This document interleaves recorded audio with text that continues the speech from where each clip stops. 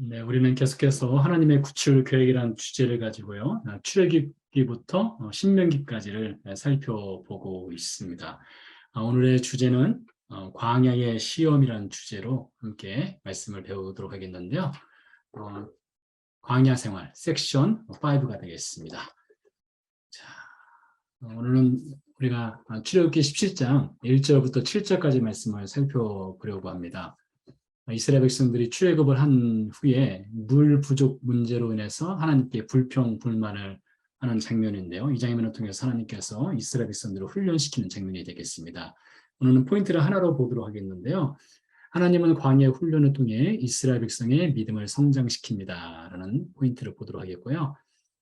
이것을 통해서 배울 수 있는 신학적 주제는 하나님은 이스라엘 백성의 광야 여정을 통해 그들과 함께 하시며 그들의 믿음을 성장시키는 분입니다. 하나님은 모든 환경과 상황을 통해서 이스라엘 백성 또 우리의 믿음을 성장시켜 주시는데요. 우리가 이 출애굽 과정을 보게 되면 하나님께서 이스라엘 백성들과 함께 하신다는 그 증거로서 구름 기둥과 불 기둥으로 함께 하셨죠. 근데 구름 기둥과 불 기둥이 있었음에도 불구하고 이스라엘 백성들은 하나님의 함께 하심을 환경에 따라서 믿지 못하던 그런 경우들이 있습니다. 그러나 하나님은 그러할지라도 그러한 환경을 통해서 이스라엘 백성의 믿음을 성장시켜 나갑니다. 그러니 이것을 우리에게 그대로 적용을 시켜보면 하나님은 우리와 함께 하실 뿐만 아니라 우리에게 주어진 모든 환경과 상황을 통해서 우리의 믿음을 성장시켜 주신다. 이것이 신학적 주제가 되겠고요. 그리스도와 연결점은 중요한 것을 우리가 또 배울 수 있겠는데요. 모세는 호렙산의 반석을 내려침으로 백성에게 물을 공급해 줍니다. 출애굽기 17장에 나오는 말씀이에요. 자, 이것이 이 반석이라는 거 하는 것이 예수님으로 연결되는데요. 예수님은 생명의 물을 공급하시는 반석이십니다. 되겠습니다. 자, 이제 본문으로 들어가 보도록 하겠습니다. 오늘 짧은 본문이니까요. 본문을 먼저 한번 읽어보도록 하겠습니다. 이스라엘 자손의 온 회중이 여호와의 명령대로 신광야에서 떠나 그 노정대로 행하여 르비딤에 장막을 쳤으나 백성이 마실 물이 없는지라. 백성이 모세와 다투어 이르되 우리에게 물을 주어 마시게 하라. 모세가 그들에게 이르되 너희가 어찌하여 나와 다투느냐. 너희가 어찌하여 여호와를 시험하느냐. 거기서 백성이 목이 말라 물을 찾으매 그들이 모세에게 대하여 원망하여 이르되 당신이 어찌하여 우리를 애굽에서 인도해 내어서 우리와 우리 자녀와 우리 가축이 목말라 죽게 하느냐. 모세가 여호와께 부르짖어 이르되 내가 이 백성에게 어떻게 하리이까. 그들이 조금 있으면 내게 돌을 던지겠나이다. 여호와께서 모세에게 이르시되 백성 앞을 지나서 이스라엘 장로들을 데리고 나일강을 쳤던 네 지팡이를 손에 잡고 가라. 내가 호렙산에 있는 그 반석 위 거기서 네 앞에 서리니 너는 그 반석을 치라. 그것에서 물이 나오리니 백성이 마시리라. 모세가 이스라엘 장로들의 목전에서 그대로 행하니라.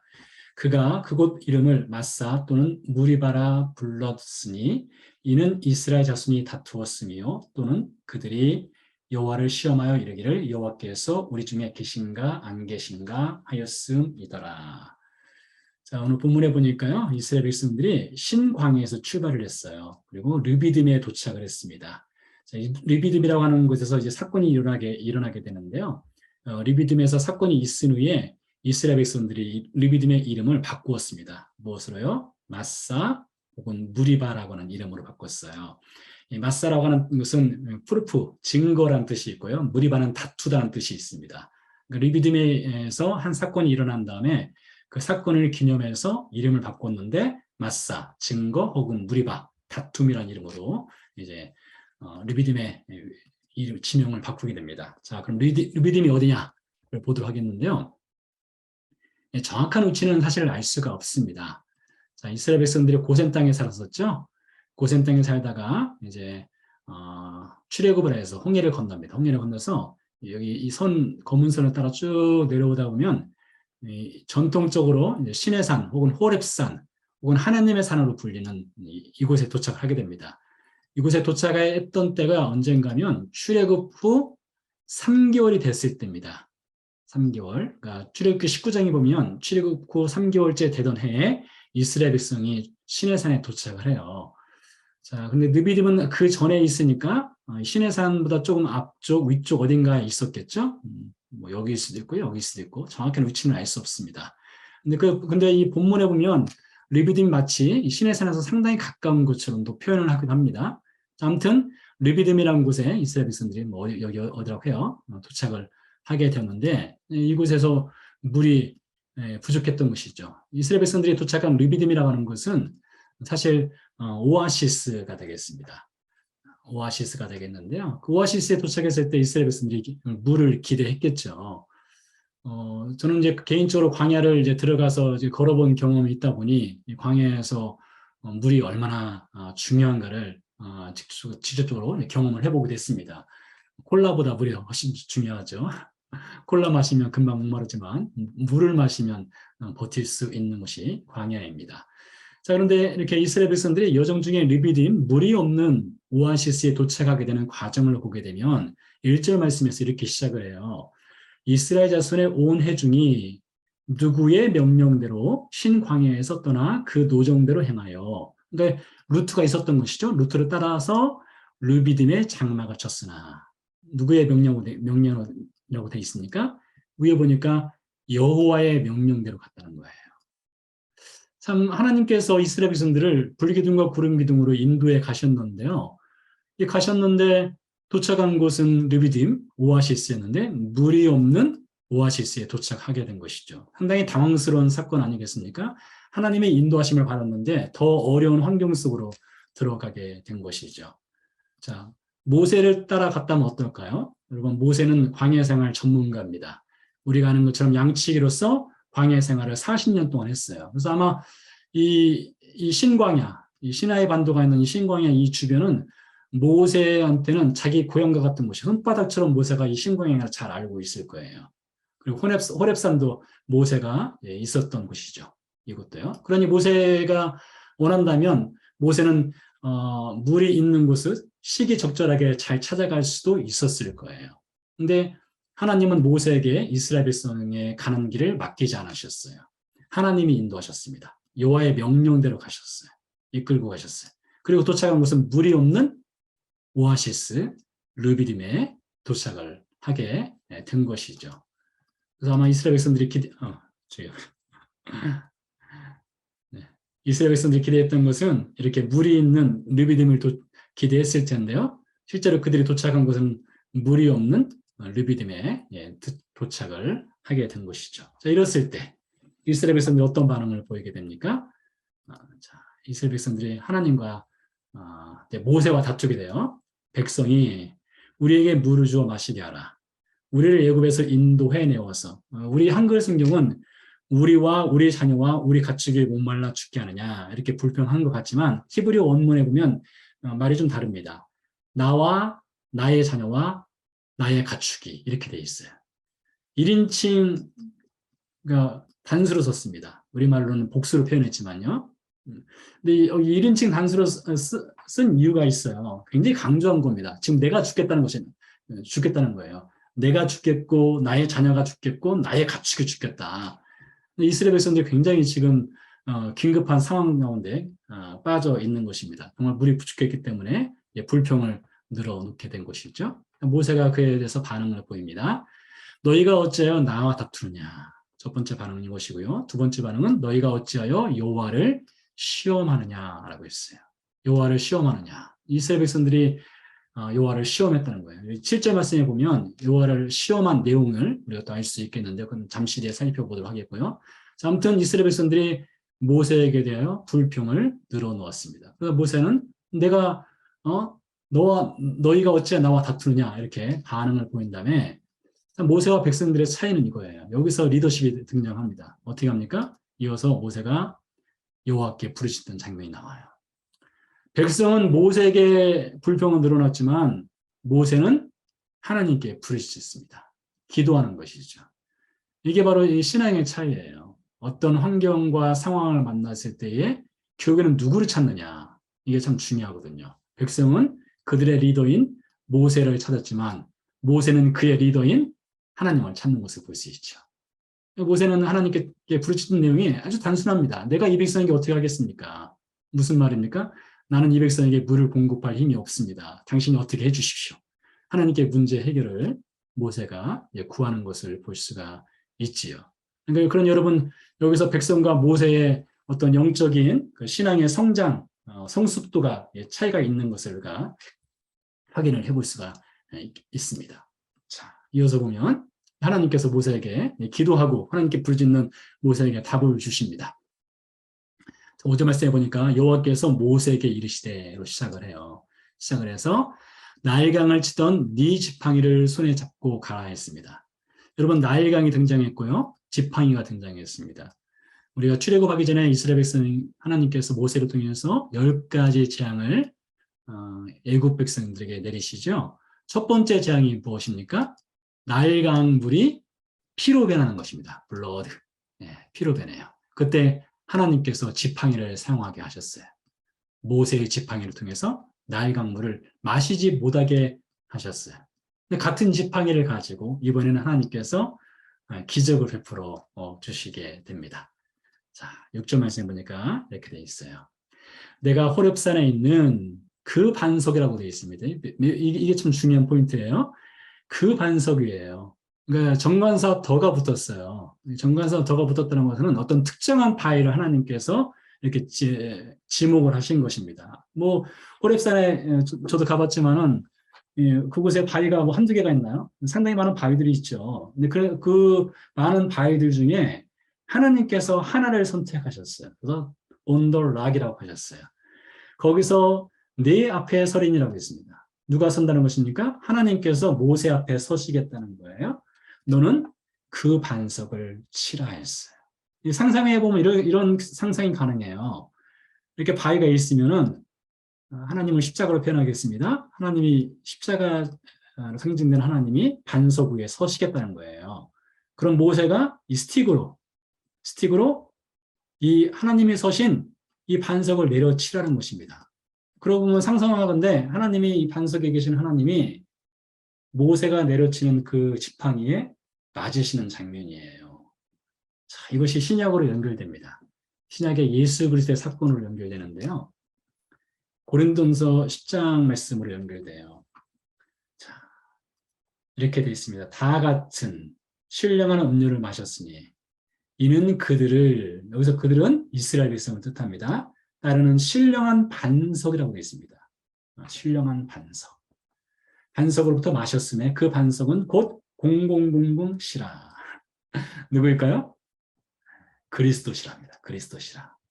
그러니까 이 바울이 이 출애굽기 17장에 나오는 모세가 반석을 내려친 그 사건을 어떻게 인터프리테이션, 해석을 했는가 하면 하나님이 지정하신 그 특정한 반석은 훗날 그리스도를 상징한다는 거예요. 하나님이 모세의 지팡이에 의해서 하나님이 맞으신 것처럼 예수 그리스도께서도 십자가 죽음이라고 하는 어떤 일종의 맞음을 통해서 우리를 구원하셨다는 것이죠.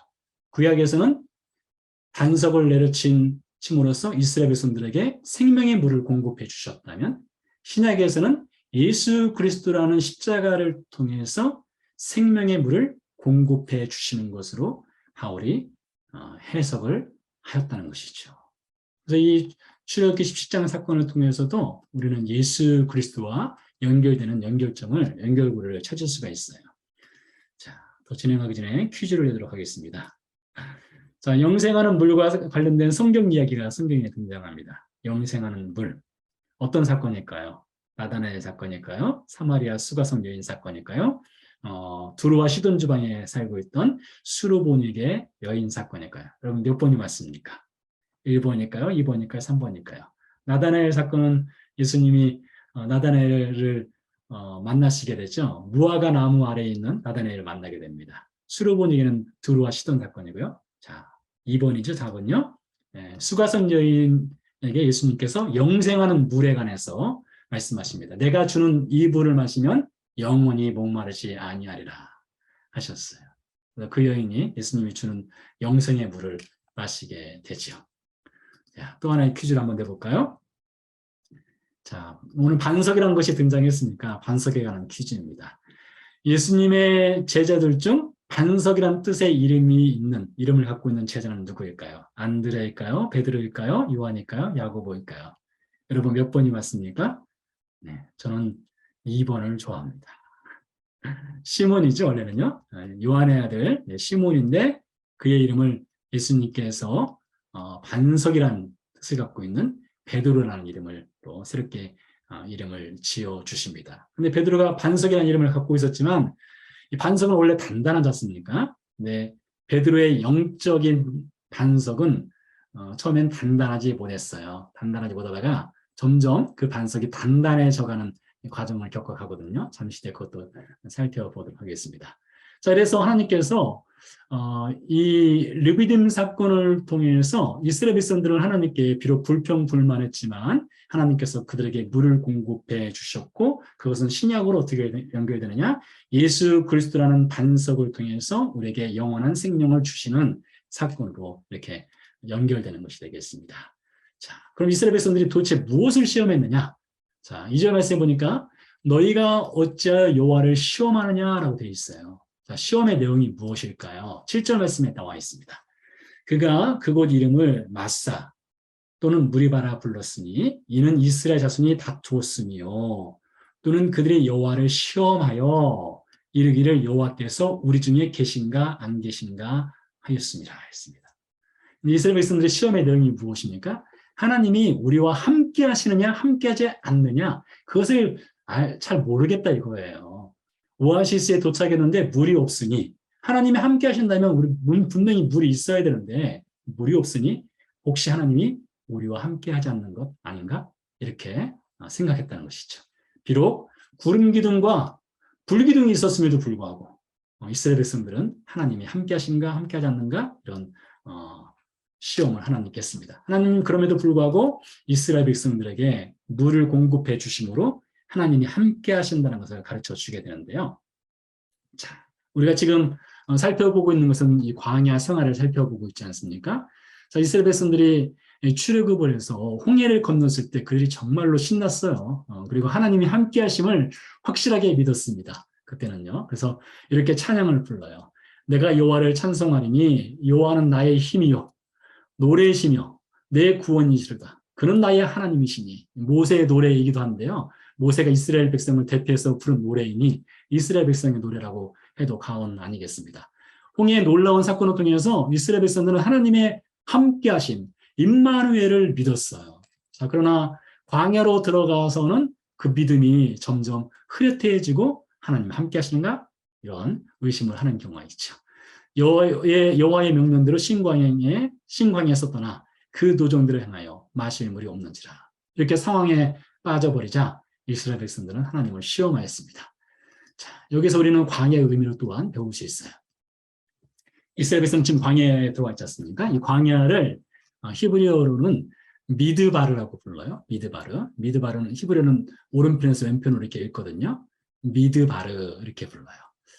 자, 이 미드바르를 원래 이 미드바르의 뜻은 풀이 없는 곳, 사람과 식물과 동물이 살기에 척박한 땅이 미드바르의 즉 광야의 정의입니다.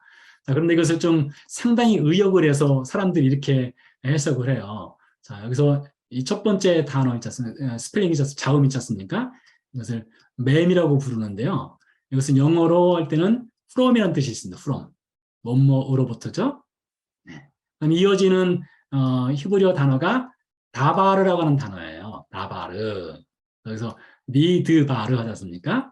이 다바르는 word예요. word. 네. 말씀이라는 뜻이 있습니다. 말씀이라는 뜻이 있어요. 말씀.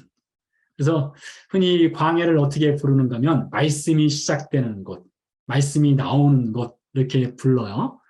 원래 그 광야의 정의역은 맞지 않습니다. 맞지 않음에도 불구하고 이렇게 해석을 하는 경우가 있어요. 근데 나름대로 의미가 있습니다. 왜 그런가 하면 하나님께서 말씀을 주시는 현장이 주로 광야이거든요. 광야에서 하나님께서 이스라엘 백성들에게 율법이라는 말씀도 주시고요. 하나님은 광야에서 사람들을 만나서 하나님께서 원하시는 말씀을 들려주시기도 하죠. 사실 여러분들이 기회가 있어서 이스라엘을 가보시게 된다면 광야는요. 하나님을 향한 그 시그널이 가장 강한 곳입니다. 하나님과 만날 수 있는 그 시그널, 주파수 뭡니까? 이렇게 우리 휴대폰의 시그널이 가장 강한 곳이에요. 사람이 없는 곳입니다. 아무것도 없는 곳이에요. 그러니 하나님을 바라보기가 참 좋은 곳입니다. 오늘날 우리가 살아가고 있는 삶의 현장은 복잡 다양하기 때문에 하나님께 시그널을 맞추기가 참 어렵거든요. 근데 하나님께서는 이 광야에서 하나님 이스라엘 백성들 그리고 하나님의 사람들에게 말씀을 이렇게 강력하게 부어 주시기도 하셔요. 자, 그래서 하나님께서 이 미드바르라고 하는 광야에서 이스라엘 백성들을 훈련시켜 나갑니다. 자, 그래서 훈련시켜 나가면서 이스라엘 백성들이 항상 승리하게 하느냐? 그렇지 않습니다. 이 광야 생활을 통해서 이스라엘 백성들은 승리하는 것보다 실패의 경험을 더 많이 하게 됩니다. 이 실패의 경험을 통해서 오히려 이스라엘 백성들은 믿음이 강화돼요. 더 성장합니다. 참 아이러니하죠? 우리가 승리하면 믿음이 더 성장할 것 같은데 꼭 그렇지만은 않습니다. 우리 그리스도인의 삶도 실패를 통해서 넘어짐을 통해서 믿음이 더 성장할 수가 있어요. 그래서 사실 이 광야의 길은 마치 십자가를 지고 걸어가는 길과 같아요. 십자가를 지고 걸어가는 길은 어렵죠. 힘들죠. 그래서 바울이 골로새서 말씀에서 이렇게 말을 하고 있어요. 주께 합당하게 행하여 범사에 기쁘시게 하고 모든 선한 일에 열매를 맺게 하시며 하나님을 아는 것에 자라게 하시고 그의 영광의 힘을 따라 모든 능력으로 능하게 하시며 기쁨으로 모든 이렇게 되어 있습니다. 다음 것은 잠시 살펴보겠고요. 자, 이거 보니까 앞에는 범사의 주를 기쁘게 하고 선한 일에 열매를 맺고 그 영광이 있고 능력이 있는데 이것을 이런 기쁘시게 함과 열매를 거두고 영광이 있고 능력이 있기 위해서는 무엇이 필요하느냐? 자, 골로새 1장 10절, 10절, 11절 말씀 보니까 견딤과 오래 참음이 있습니다. 오래 참음. 견딤과 오래 참음의 결과가 우리로 하여금 승리하게 한다는 거예요. 승리하게 한다는 거예요. 오래 참. 견딤과 오래 참음이요. 그래서 우리 그리스도인의 광야 생활은요, 사실 견디는 생활입니다. 그리고 오래 참는 생활이에요. 여러분의 삶의 현장이 항상 승승장구하지는 못합니다. 넓은 길이 아니에요. 좁은 길입니다. 그러니 우리에게 필요한 것이 뭐냐? 필요한 능력이 뭐냐? 견디는 능력이에요. 오래 참는 능력입니다. 잠시 전에 베드로에 대해서 말씀드렸죠? 베드로라고 하는 반석이 처음부터 단단한 반석이 아니었습니다. 베드로라는 반석이 단단해지는 데는 시간이 많이 걸렸어요. 그래서요, 찾아보면은 이 베드로가 쓴 성경이 베드로 전서와 후서가 있거든요. 후서를 보면 고난이라는 단어가요, 신약 성경에서 제일 많이 등장합니다. 참 아이러니해요. 사복음서보다 그 어떤 성경보다 베드로 전서에서만 고난이라는 단어가 적어도 12번 이상 등장해요. 적어도 12번이요. 베드로라고 하는 반석이 단단해지기 위해서는 그가 많은 고난을 겪었던 것 같아요. 그래서 이 고난을 통해서 베드로라는 반석이 성장하고 단단해져 갔다는 것이죠. 그래서 여러분, 우리의 신앙의 환경과 상황이 우리에게 때로는 원치 않는 고난의 상황일 수 있어요.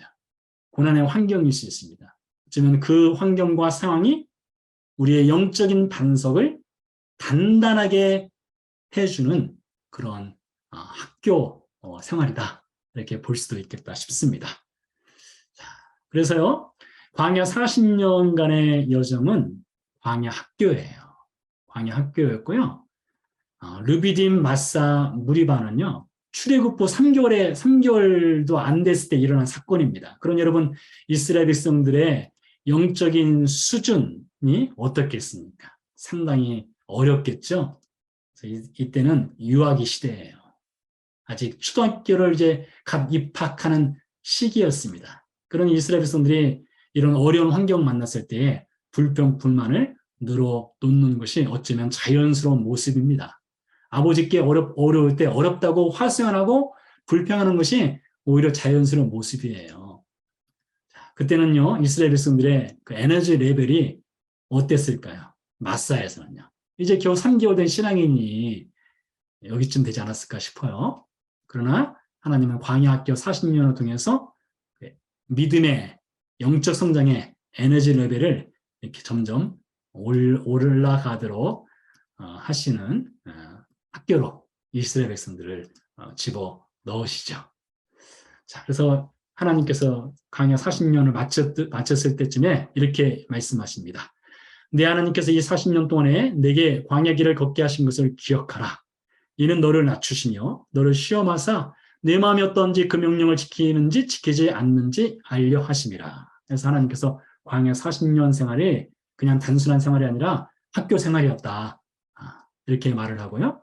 이 광야 40년을 마친 다음에 이스라엘 백성들이 성장했어요. 성장했을 때 어떤 말을 하는가 들어보시기 바랍니다. 이렇게 말을 해요. 여호수아서 1장 17절에서 18절 말씀입니다. 우리는 범사에 모세에게 순종한 것 같이 당신에게 순종하려니와 오직 당신의 하나님 여호와께서 모세와 함께 계시던 것 같이 당신과 함께 계시기를 원하니이다. 누구든지 당신의 명령을 거역하면 당신의 말씀을 순종하지 아니하는 자는 죽임을 당하리니 오직 강하고 담대하소서라고 되어 있어요. 여러분, 이스라엘 백성들의 광야 40년 동안요, 순종이 어려웠던 백성이었습니다. 근데 이 40년 여정을 마칠 때쯤 되니까 대학생이 되었어요. 대학생이 되어서 이제 성장을 했습니다. 유아기에서 대학생으로 성장하고 나니까 이제는 순종하는데 좀 더 힘이 생긴 것 같아요. 여러분, 우리도 마찬가지예요. 여러분과 저도 어쩌면 르비딤에 있을 수도 있고요. 가나안 입성을 앞두고 있을 수도 있어요. 자, 이러한 과정을 통해서 하나님은 우리의 믿음을 성장시켜 나가고요. 마지막으로, 자, 하나님의 사람들은 다 이런 광야길을 통과했습니다. 다 알룸나이예요. 예수님도 광야를 통과했고요. 아브람도, 다윗도, 엘리야도, 베드로도, 욥도, 바울도 각각의 주어지는 환경이라는 광야 생활을 통과하였습니다. 이 광야 생활을 통과함으로 말미암아 그들에게는 영적인 성장이 있었습니다. 그런 여러분, 지금 여러분의 광야가 어디입니까? 여러분에게 주어진 광야 생활을 여러분 잘 통과하세요. 불평이 있습니까? 하나님께 늘어놓으세요. 하나님께 늘어놓으시고 하나님께 기도하세요. 하나님께서 이 광야의 여정을 통해서 여러분을 하여금 그 믿음의 에너지 레벨이 점점 올라갈 수 있도록 도와주실 것입니다.